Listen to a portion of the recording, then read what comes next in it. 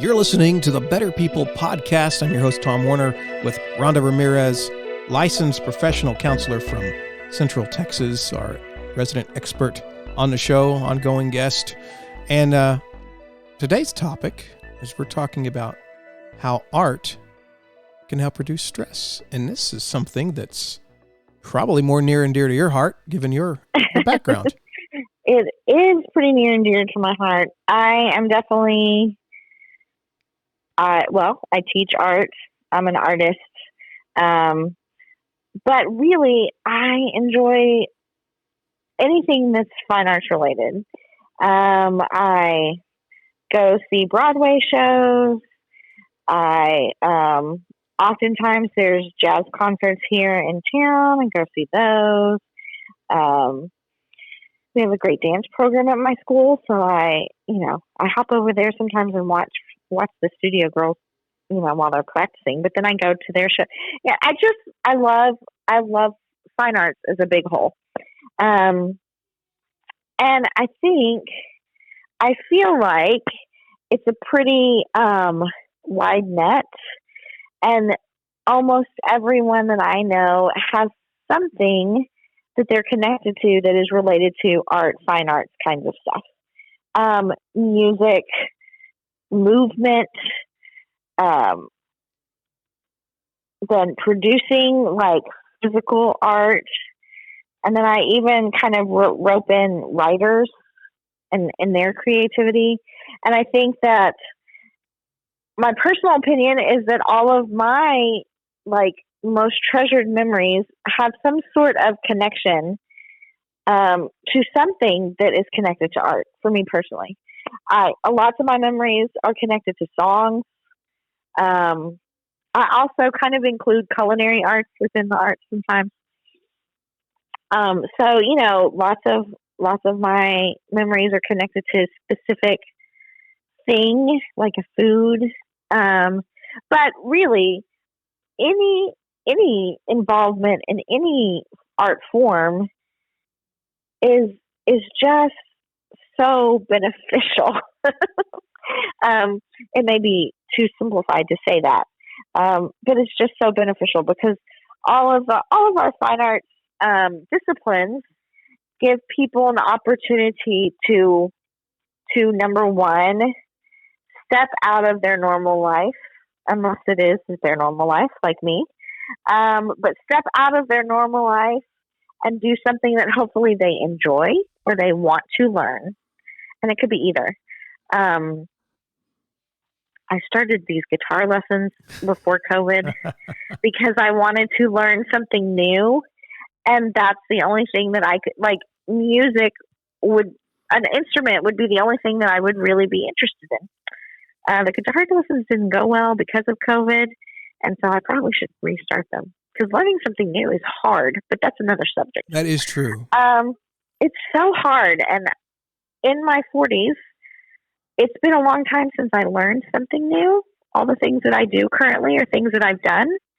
So it was like an earth-shattering experience for me to try to learn something new. But anyway, but that experience of doing something that had to do with, that was tactile with the strings on my fingers, that was making my brain work in a way that hadn't done that in a long time.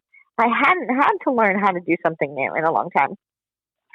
And when I got it right, it sounded like an actual music. And it was beautiful. So, those are the things that are really exciting when you start or when you get into, any fine arts discipline. I also weirdly, not long after college took a belly dancing class. And dance is something that I had never. You've completely blown my mind here. I know. I know. It was number one for exercise. And let me tell you, I never sweat so much as I did in that. I did Zumba a while back. I used to do Zumba. I did, yeah. Yeah. That and the swimming. Swimming, I sweat so much, but that's, again, another story. But the idea of movement and getting your body to move in a way that you're not used to is also really exciting and new It's something that, again, turns your brain into a different place where you're doing something different than you do in your normal daily life. And I think it's always important to find a way to have that creative outlet, that artistic outlet, because it, again, stretches your brain. It reminds you that you can do different things.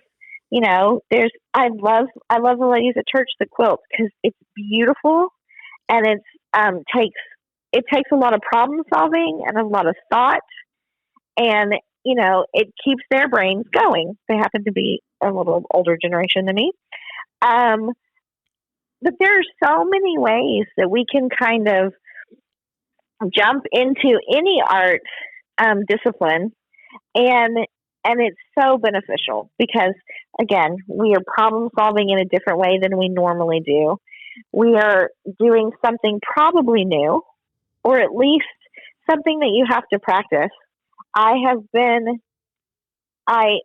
got a degree in fine arts in college, and have been doing some sort of painting ever since. And I still have no idea how to paint clouds sometimes. And so the idea that, you can't exhaust what you need to learn. Well, and I think that's true in all the fine arts. Looking at, my room where I'm sitting here, and I don't classify myself as an artist from a painting standpoint, but I've been to Painting with a Twist, which is one of those, I don't know how regional they are in different parts of the country, but it's, you show up and usually a party type thing, or you do with more than one person, and they have an instructor who says, okay, we're painting this picture and here's how you need to do this. But they aren't like micromanaging how you paint it and how you put your layers on. And I'm looking in my room because my wife and I have done at least 2 Painting with a Twist sessions, and I'm looking at one of my paintings on the wall. I can kind of tell what it is. It looks nothing like the example he did, but it's close. And then I look to the right, and it's funny to see us both painting the same picture, but both of us have different interpretations of how to do so. And so one of ours was snow field with a pond and it's supposed to be, looks like a galaxy. And the other one is similar, looks kind of like a meteor is about to hit the earth, but it's still the same effect, and it's looking at how my wife and I have different opinions and how to get there. Yeah. Well, the way I look at it is, and this isn't probably scientific, but your brain gets into grooves. Your brain gets into this groove, and you've got to create new grooves. You've got to create new wrinkles. Basically, your brain creates it's pretty scientific, I would say. Yeah, we'll go with that. Sounds good. This will be on the internet, so that means it's true. But no, you've got to create new paths and new ways of thinking, and my son is in a band and he plays a baritone, and I played trumpet years ago, and I am helping him occasionally, and even remembering, I remember this, similar instrument, different styles, but he'll go around the house humming his practice notes, and I remember I used to do that, and he finds joy in those little things of playing, 3 Blind Mice, something simple. He's a beginner band, but but what you said is really important, is that when we are creating any fine art discipline, you are showing your perspective, but you're also taking in other people's perspective. Right. And that always builds empathy. Yeah. When we can recognize other people's perspective, it builds empathy. And so I would say that's another byproduct of fine arts, but of course I am an art teacher, so I'm always on the fine art side. Well, years ago, I took humanities class, and I loved humanities. Most people were like, "Ooh, this is boring." I'm like, I loved it because we're talking about different painting styles affecting other painting styles, affecting other painting styles, and different forms of artistic expression. Manipulating other forms. And anyways, I cut you off, but you were gonna say something. No, well, that's completely true. No, but that's completely true. When you think about when you think about the idea of the Harlem Renaissance, that idea of that time period, the time period was characterized by writers, by musicians, by artists, by visual artists, by dances. All of those things were, they were, what is the word? Oh my goodness. They were helping to push those disciplines into those ideas. Like maybe the writers, I know for sure there is some visual art that was developed from poems during that time, you know? So we're influencing each other by different artwork to push into other artwork. So I think it's just so amazing and intertwined. And then from a very, very simplistic point of view, I always think fine artists are trying to reproduce what I believe God created.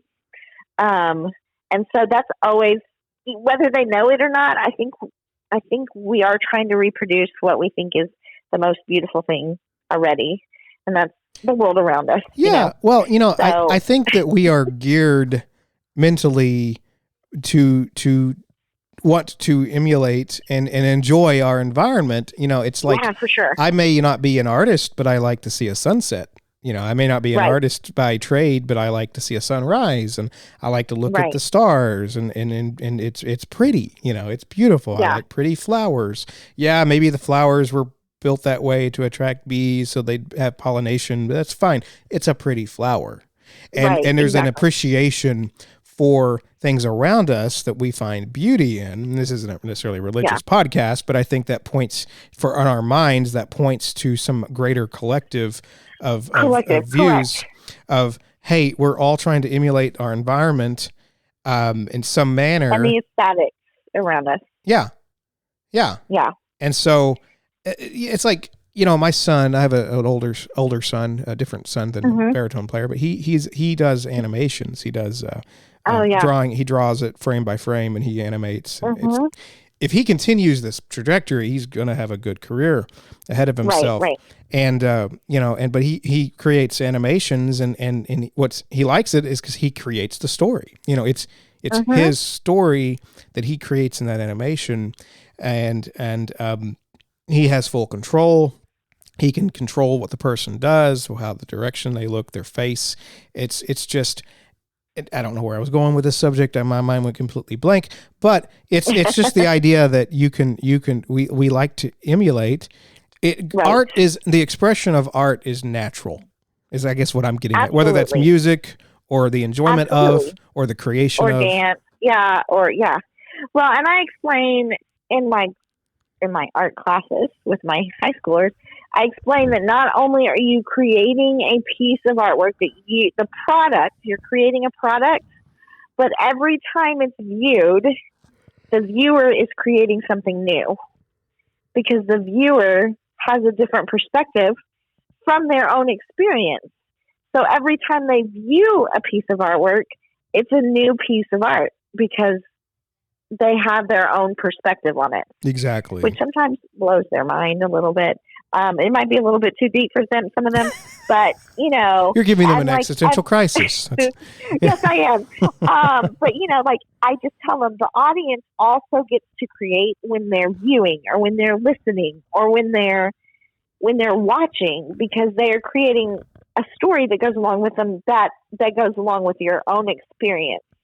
And so that is another really cool thing about art. All of these things are reasons why, because I get super excited about it, but all of these things are reasons why it does decrease stress in like your normal daily life. I don't really know what normal is. That's fair. But your normal daily life, it doesn't matter if you, are working a job that you do the same thing every day, or if you're working a job where you have to problem solve every day.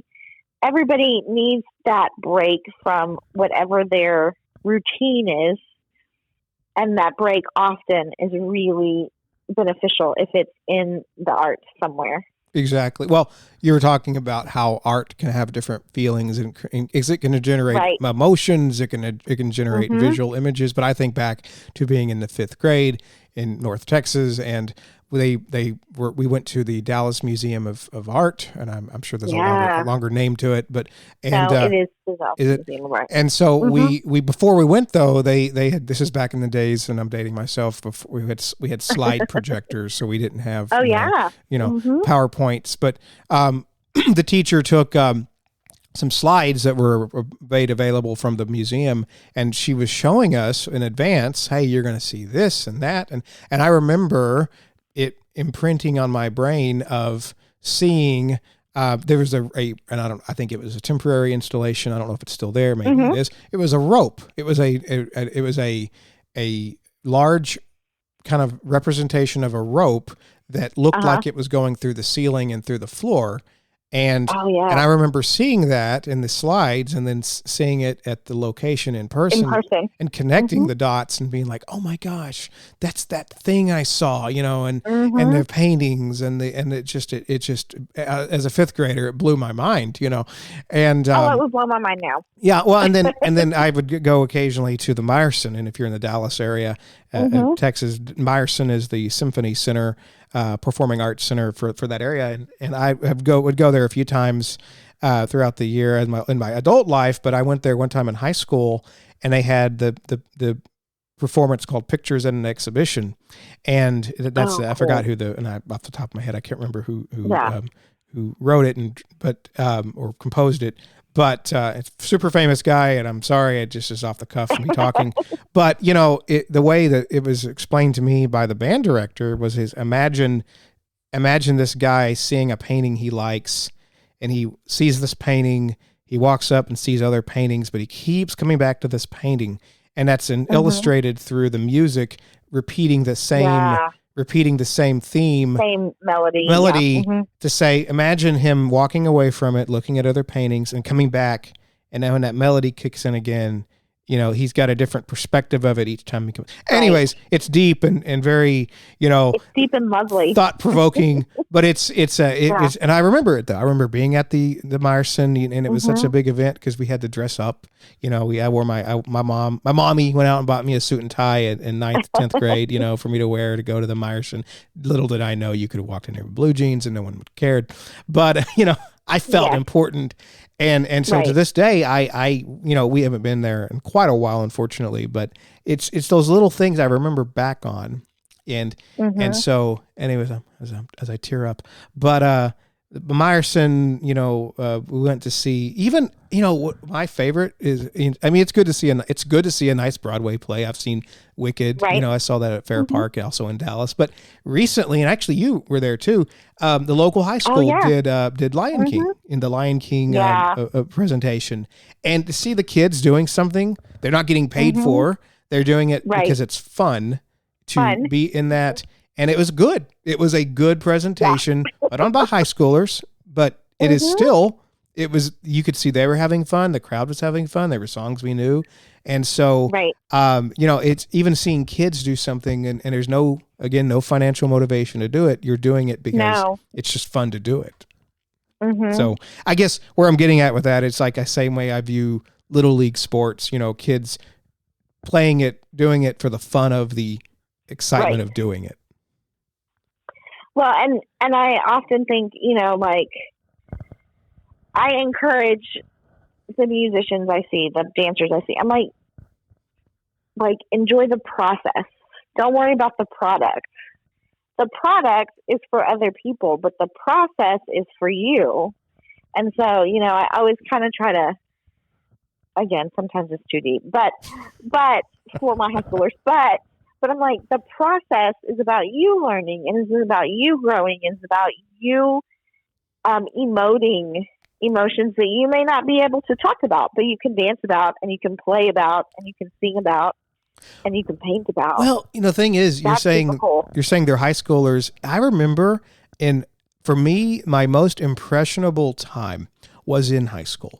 Because I loved writing. I feel bad because I don't write as often as I used to, but I loved writing. And I had this one teacher who really liked the way I wrote, and I would talk about philosophical just mind and just fluffy stuff now by today's standards, but just, the concept of living and the concept of being aware and things like that. I was a misunderstood child. And, but I remember her, building me up and saying, that's really good. You need to keep doing that. Here's what you need to do. And that's what really launched me into doing kind of where I am today, because I was impressionable and I enjoyed it because it was just fun to do. So when you say, well, the kids may not, believe it or not, they may not 100%. They may be listening. But they're listening, and I think it'll make more sense to them as they get older. Because I'm thinking back and I'm thinking, man, that teacher really cared. Right. And I didn't think it at the time, but looking back, I'm like, man, to say that to a student, that was a big deal, and so. Yeah, I'm sure they're listening, but sometimes they look at me like I'm crazy. But that's okay. Possible I too. just keep talking. No, I understand. So that's what you're paid to do, and they don't get paid, but they have to listen. But no, I think that I've seen more impressionable people because again, there's no motivation for them to be or not be creative. We had a kid who did a newspaper column, and again, it was high school, but he created a cartoon character, and they used him for everything, and he just did it for fun. It was enjoyable. It looked neat. He built it and said, and they called, and his name was Mr. Stuff, and it was just this random fluffy cloud looking thing. And so it's definitely so much more. I mean, it is lovely when it's about the fun and the process. It's great if you get paid to do it. Sure. But then it, again, it turns into a job. I tell people all the time, like, listen, you can pay me to do something if you want, but if my heart's not in it, I'm probably not going to do it because I won't do it well. I may not want to paint your bulldog. That's just not what I want to do. So, wait, paint your bulldog? Is that a thing? No, yeah, like a pet portrait. Okay. I was like, wow. Not like actually painting the dog. Yeah, pet portrait. I just devolved the whole conversation. But when the money comes in, it either has to be really good money, and I'll pay whatever you want, or it has to be like something that I love to do, and I don't care if you pay me or not. Right.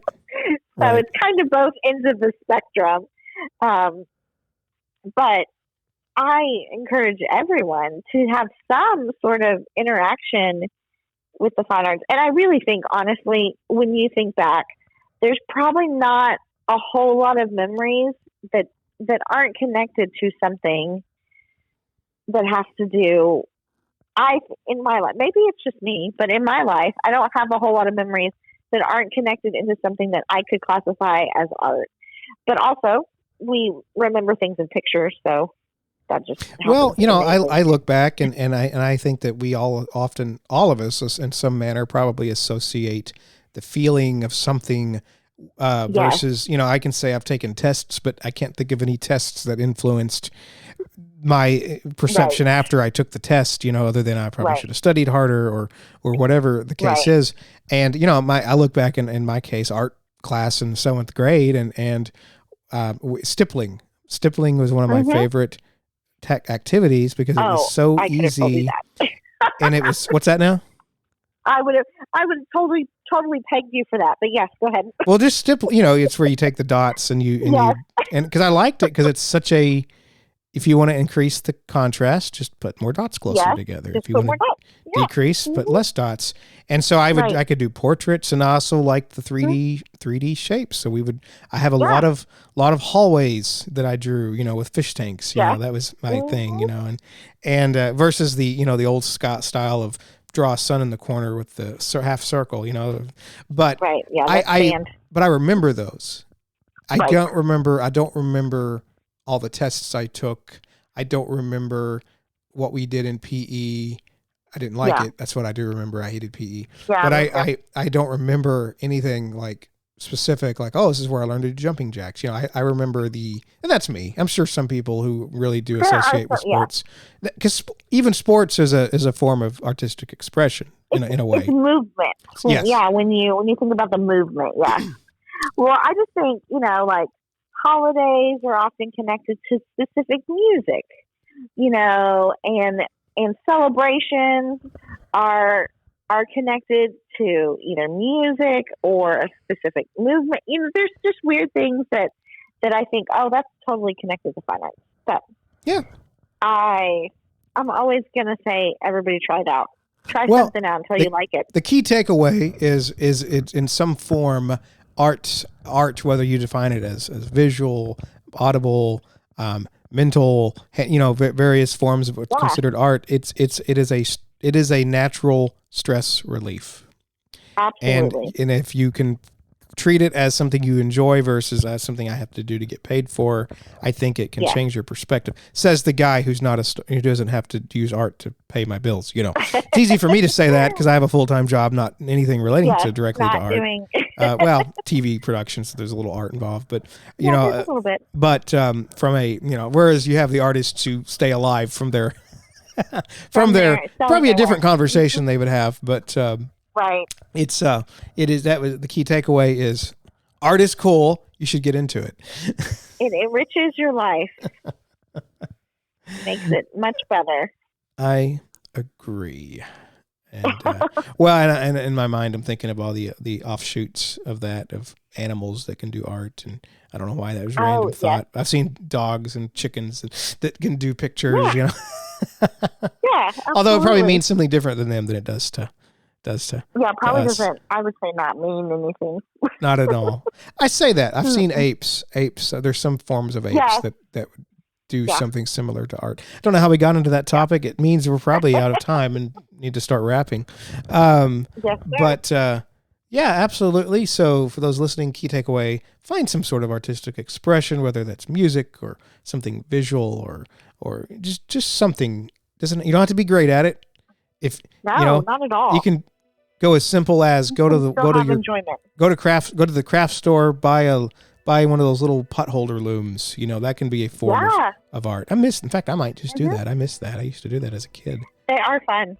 They are until one of them popped out and it just messes up the whole thing.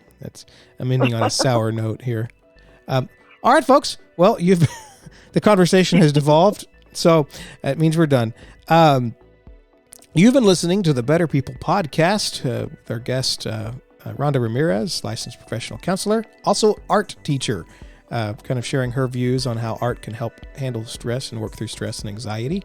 As always, send us an email at hello@betterpeoplepodcast.com.